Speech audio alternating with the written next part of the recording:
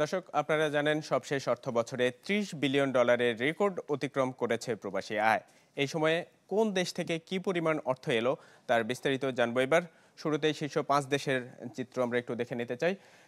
এখানে এখানে আমরা যেটা দেখছি যে যুক্তরাষ্ট্র থেকে $473 কোটি একটা চিত্র আমরা দেখতে পাচ্ছি। এরপরে রয়েছে সৌদি আরব। এখানে শীর্ষ তালিকায় যুক্তরাষ্ট্র থাকলেও এখানে উল্লেখযোগ্যভাবে বিশ্লেষণ করা যেতে পারে যে বাংলাদেশে প্রবাসী আয় আসার ক্ষেত্রে প্রবাসী শ্রমিক যারা রয়েছেন তারা কিন্তু বরাবরই বড় একটা ভূমিকা পালন করেন। তা সত্ত্বেও আমরা যুক্তরাষ্ট্রের কথা যদি একটু পর্যালোচনা করি তাহলে দেখব সেই দেশে কিন্তু মধ্যপ্রাচ্য অথবা অন্যান্য দেশের তুলনায় প্রবাসী শ্রমিক বা কর্মী থাকার সংখ্যাটা কম। দেখা যাচ্ছে যে কাতার ও সিঙ্গাপুরে বিপুল পরিমাণে প্রবাসী রয়েছেন, তা সত্ত্বেও সেখানে সেই দেশের তুলনায় আমাদের প্রবাসী আয় একটু কম। এখানে দ্বিতীয় তালিকায় সৌদি আরব, আরব আমিরাত, যুক্তরাজ্য এবং মালয়েশিয়া। আমরা একটু পরবর্তী চিত্র জীবন বীমা কর্পোরেশন নতুন নতুন পলিসি চালু করে আসছে। জীবন বীমা কর্পোরেশন দেখতে চাই।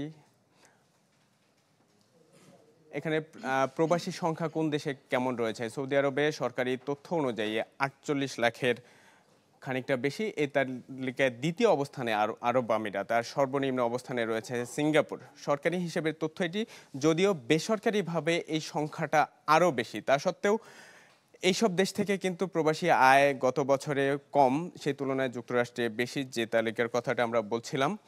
আমরা একটু কোন বিভাগে প্রবাসী আয় কত এসেছে সেই চিত্রটা একটু দেখে আসতে চাই।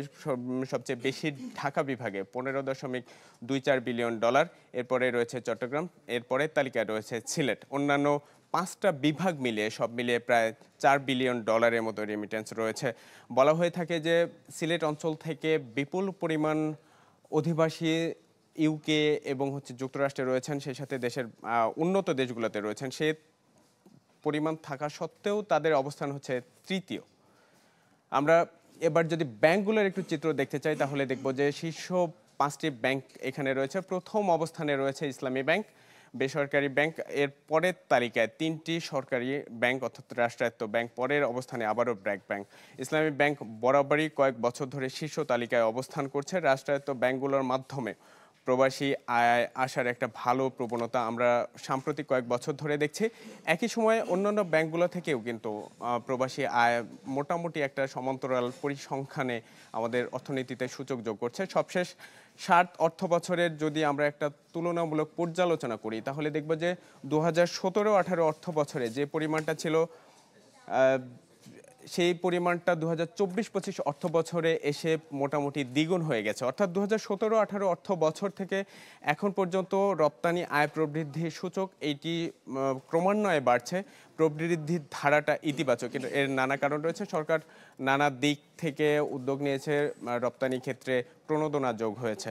এই ছিল রপ্তানি আয়ের সবশেষ তথ্য।